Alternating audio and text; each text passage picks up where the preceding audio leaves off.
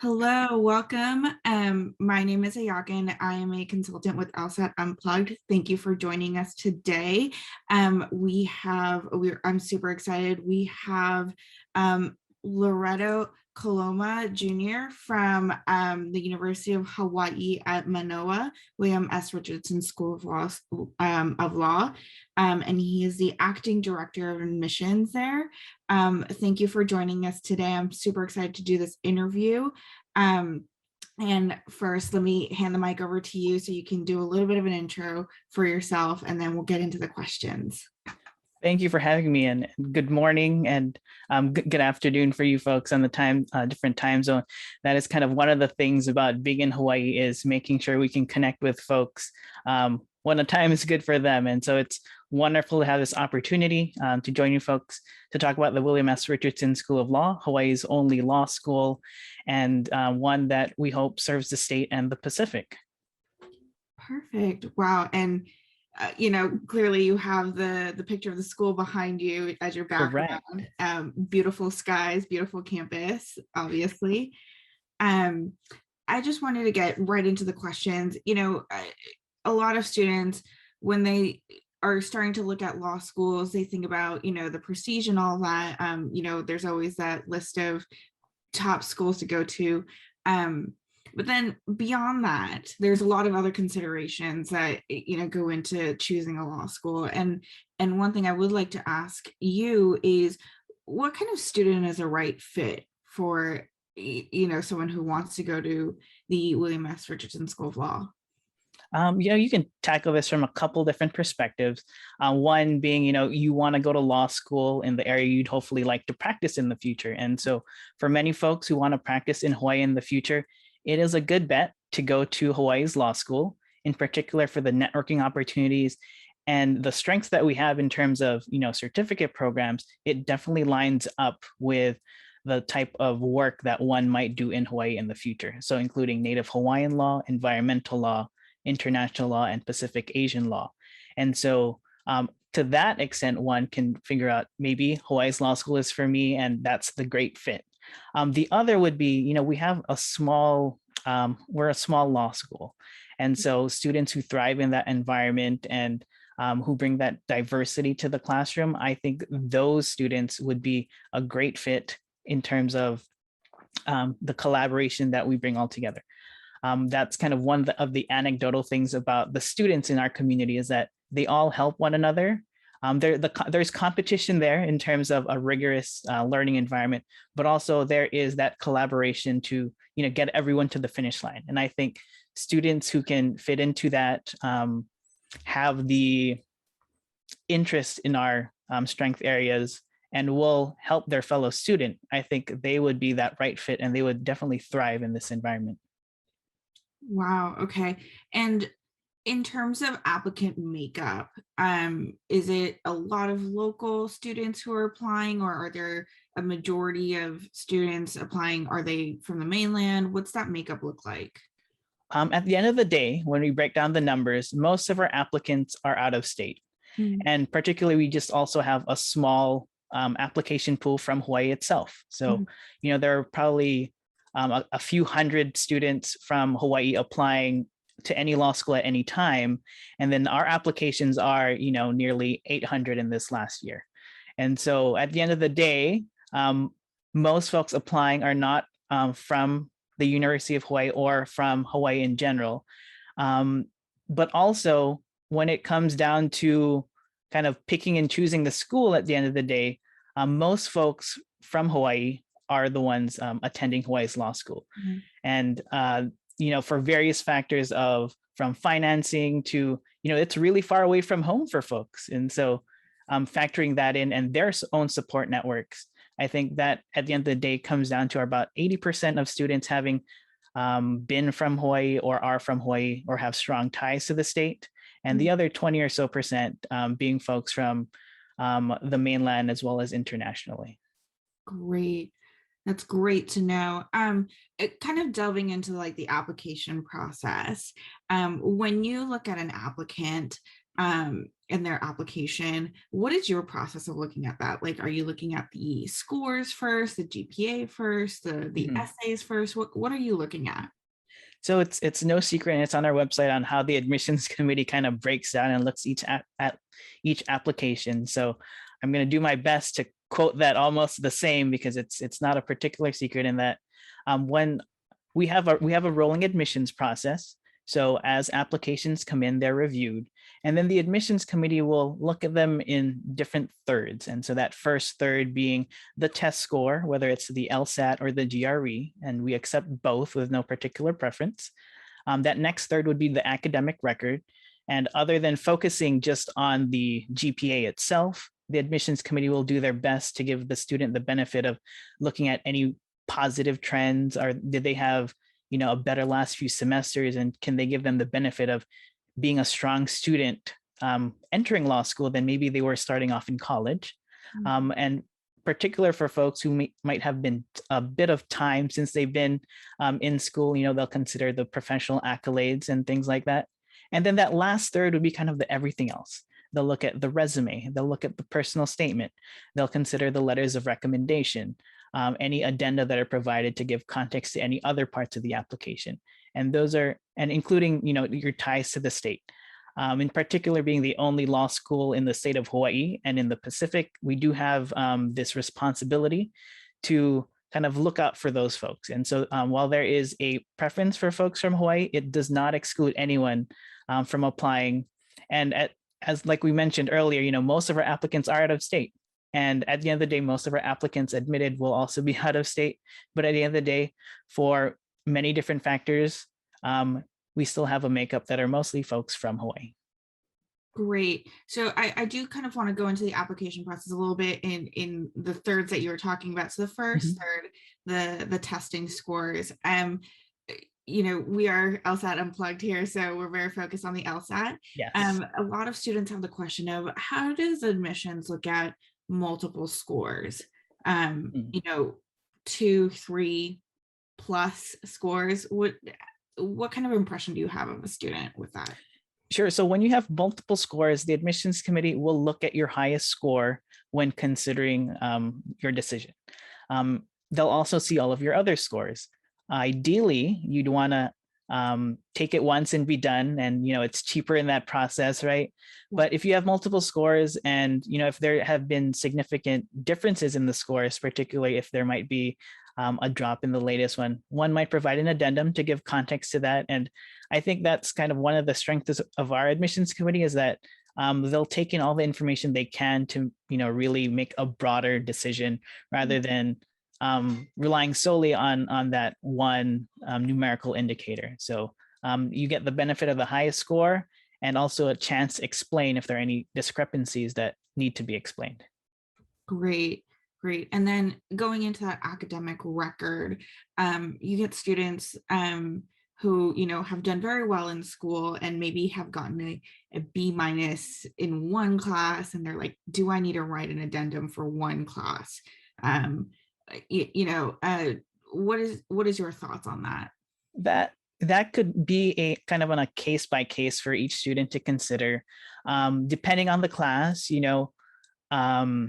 I would say if it was, a particular circumstance outside of their control that they really feel strongly about, I say, write a quick addendum to explain what might have happened. And it could have just been something out of their control. And I'd rather they be able to explain that than try to hope that the rest of the application makes up for it.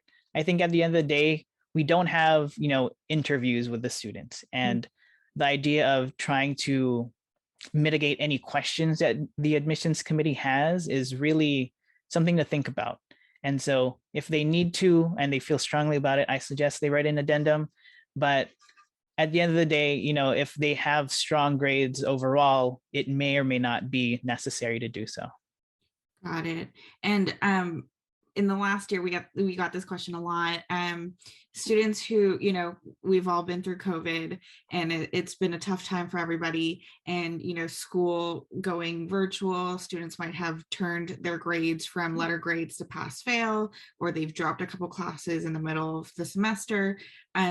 Is there an explanation, like a big explanation needed in their application to explain those things, especially in the spring of 2020 or fall of 2020, where their transcript may look different than other semesters overall?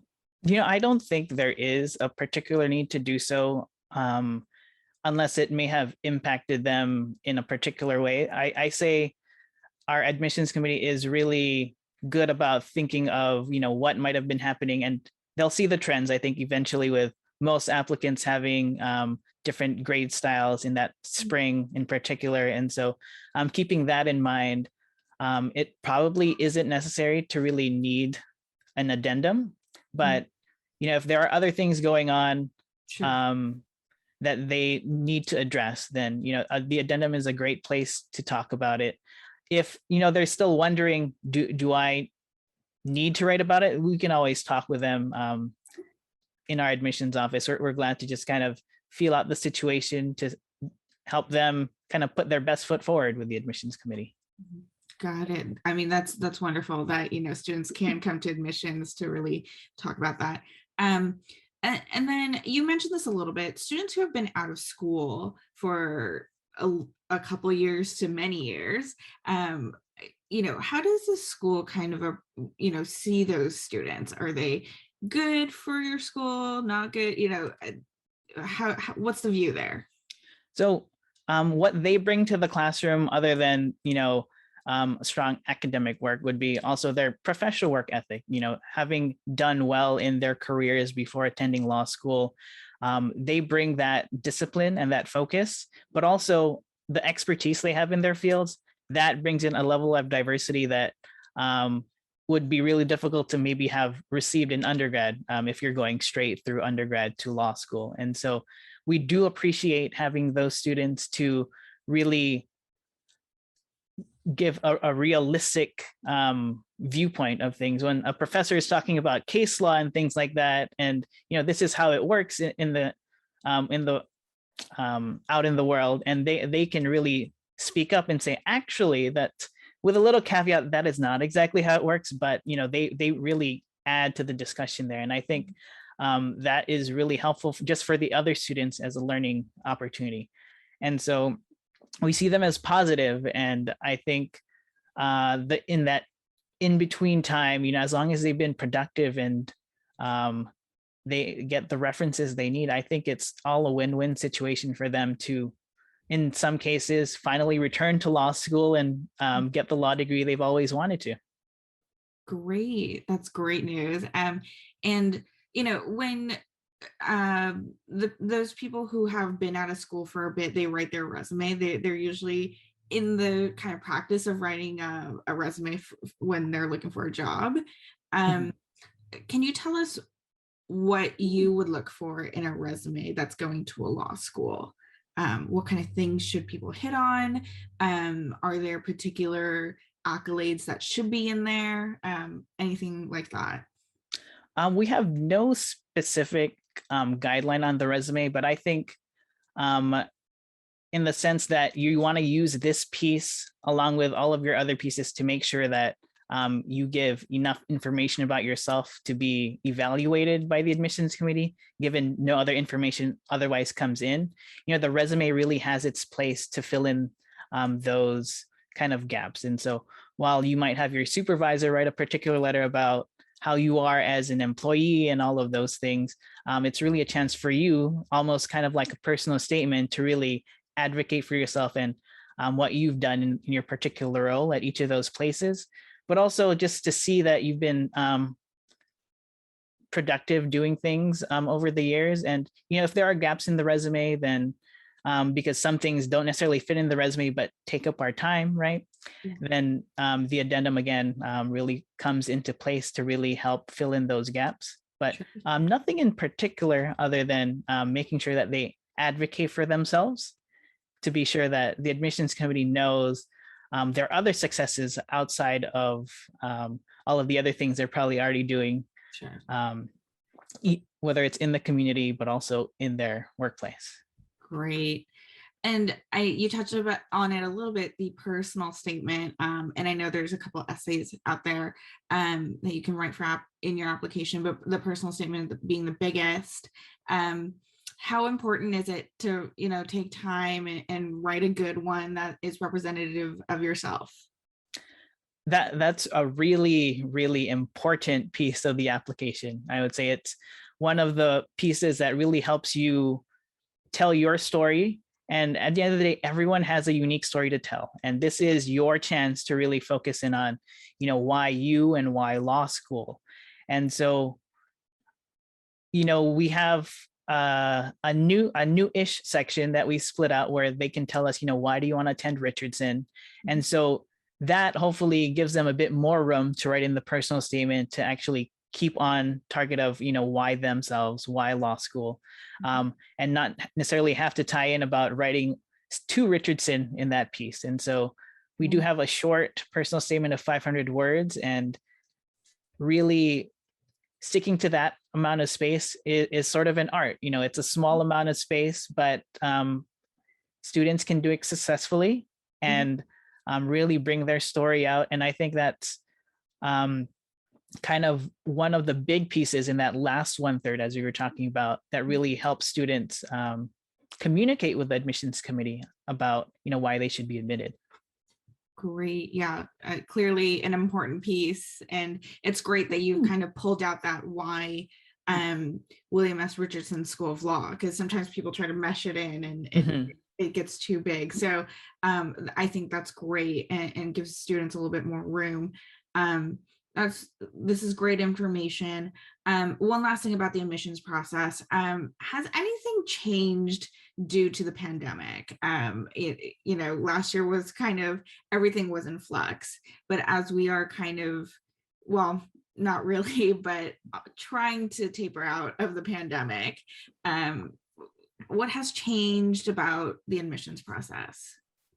I would say, as a small law school, and just being in Hawaii in general, a lot of that kind of in-person contact and really being around people has been sort of a big thing about how we connect with our prospective students. And going online has been kind of that change in terms of connecting with prospective applicants, but also been a good thing for some folks who otherwise don't have the funds to travel to Hawaii or happen to be in the area during the admission cycle. And so really connecting with folks virtually has been one of those changes in terms of admissions, and even connecting with them through entering law school. So in this past summer, as our students were being oriented to law school and all the different activities they do over the summer, a lot of it has been virtual. And so it's not the same, I would say, compared to how we've had it in years previous, and really getting to meet and speak with one another. But it's still been a way for us to still connect despite all that's going on. Great. And moving on to kind of, what it's like to be a law student at the William S. Richardson School of Law. There's a lot of schools out there that have like prep programs or recommend prep programs before their first year. What can students do to be prepared for this 1L year at the law school? So at the law school, we've started a new program with Barbary. So that's in this past summer, they've started this one course that they would take to sort of prep them to dive in on the first day.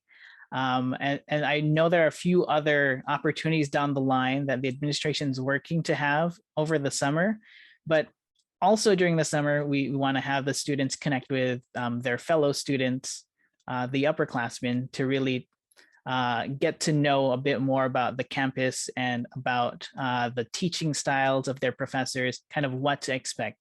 So in that sense, aside from the Barbary learning that is relatively new, the summer, a lot of folks are just connecting with their peers to make sure that when they get into law school, they have those connections moving forward to make sure that they're successful. And I think as one of the smaller law schools, you do get to know almost everyone in your class. And so, the full-time class being about 90 students, that is sometimes a lot smaller than a lot of graduating high school classes. So, yeah.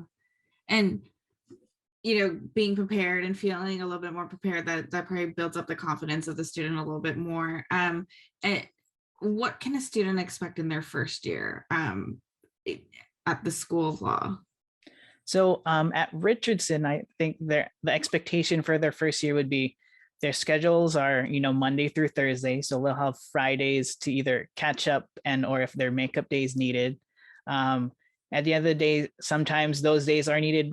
A few years ago, we had a hurricane come by and we had to close off for a couple of days, and the Fridays were there to really help students and their classes catch up. So that schedule-wise, that's one thing to expect. In terms of, just being in Hawaii in general, the getting to know, I would say, one another and their faculty, that is something that'll happen starting at orientation and day one. They will be immersed into the community right away.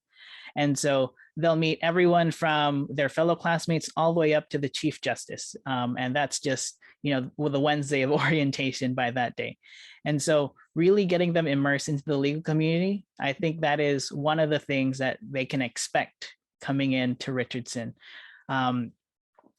Another thing that they probably would be starting to do is, aside from the doctrinal classes, they'll be working with our professional development folks to really get a grasp on, during their second and third years, being ready to be either meet with prospective employers or, get the information they need to decide on what types of law they're interested in, as well as meet with clinical faculty. And for a particularly small school, I would say we have a robust offering of clinics and simulations and externships. And so I think all of that, they'll have a chance to really see everything when they get in.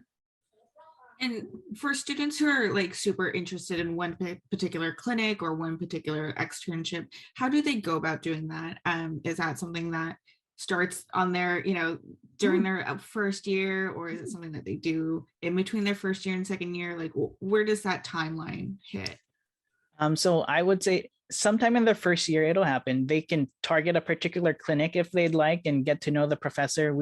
Our faculty is relatively open to meeting with students at all levels and really getting on the radar for it. At the end of the day, from our clinical faculty, what we've heard is that most students will have a chance to get the clinic of their choice either in their second or third year. And so as early as the summer between their first and second year, students will be probably starting their clinical or simulations or externships. And so if not by the spring of that first year, they will be, looking and choosing what, clinical opportunities are available.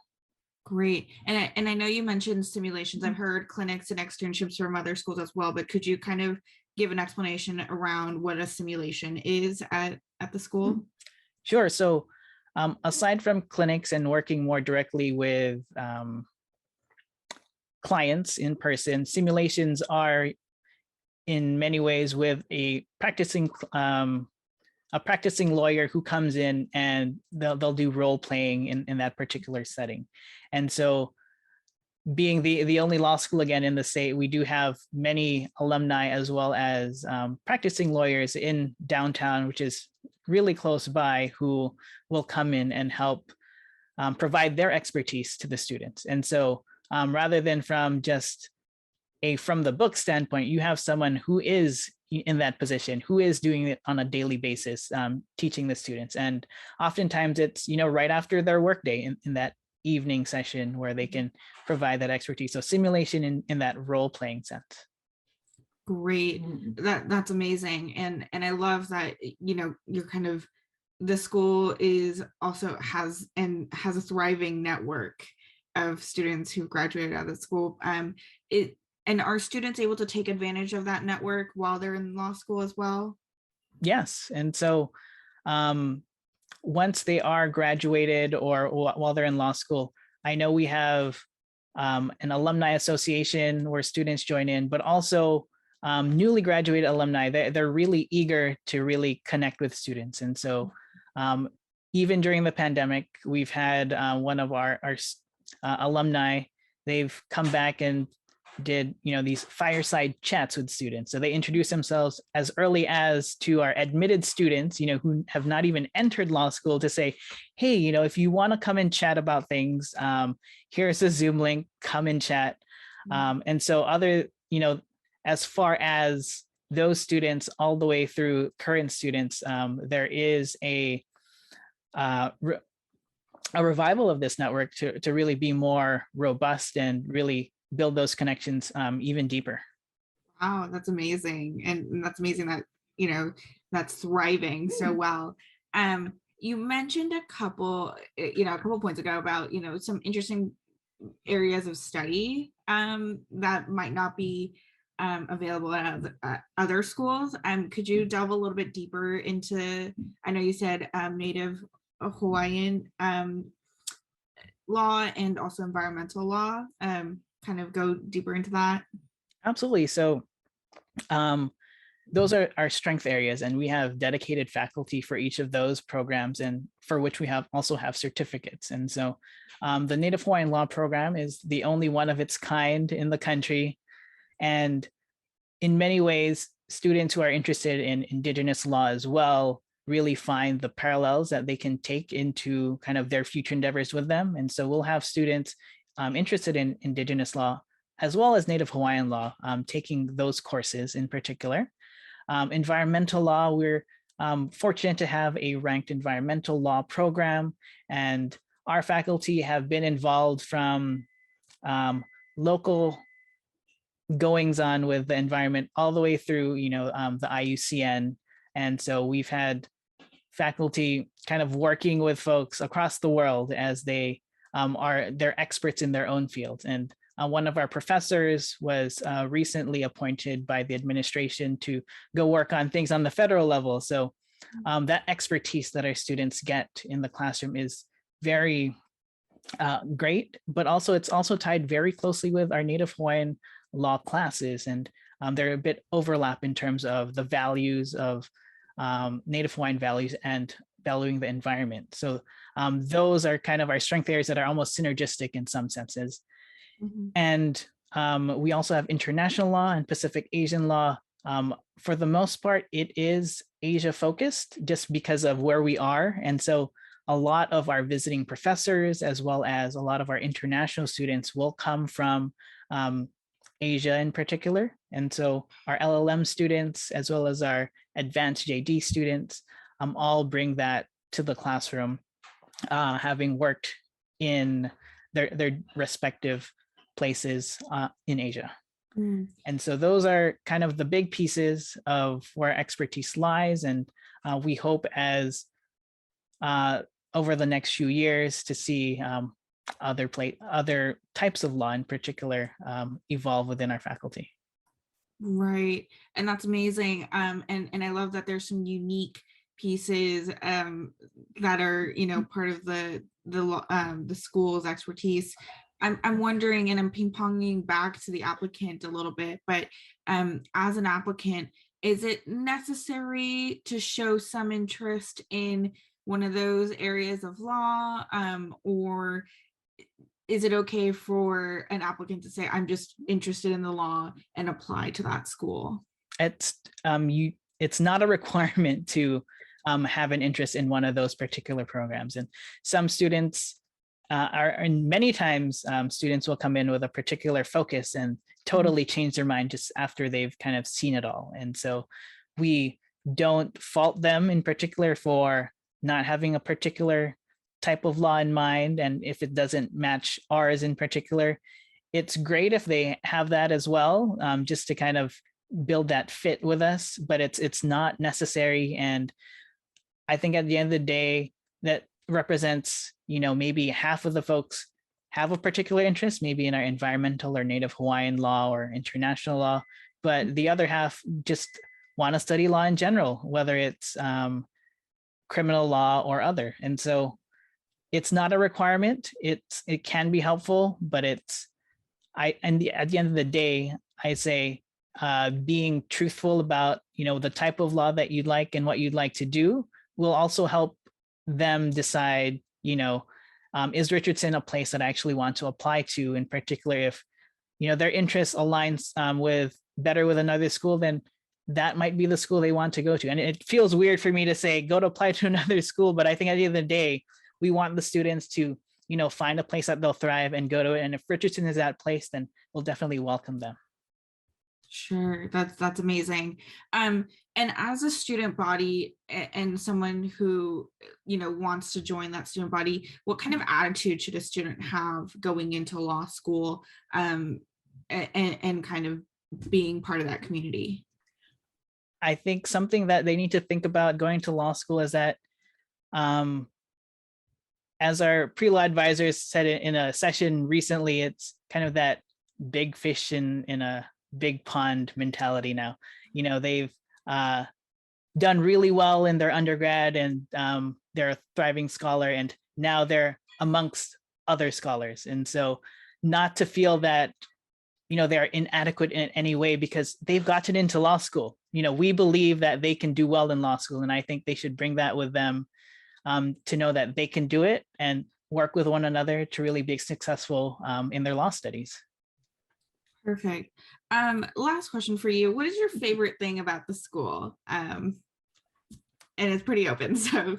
Goodness, if you mean I have to pick one thing, I would say, if I had to pick just one thing, and it's kind of not a one thing, but I would say all of the faculty and the staff. I think hands down, without them and kind of the support they give to all the students, down to all our custodial staff, as well as all our lecturers, I think that support is something that's really hard to get in terms of, you can't trade it out for a nicer facility door. It's kind of that person helping you out along in the process. I think that people capital is something that we have a lot to give.